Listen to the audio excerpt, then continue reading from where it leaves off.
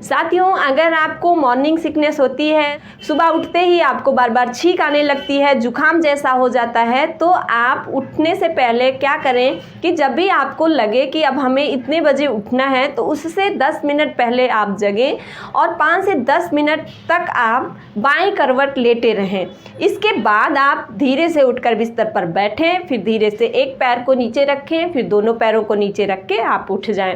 इस उपाय को अगर आप कुछ दिनों तक लगातार करते रहेंगे तो धीरे धीरे आपकी ये समस्या दूर हो जाएगी। ऐसी तमाम सारी जानकारियों से जुड़े रहने के लिए चैनल को सब्सक्राइब जरूर करें।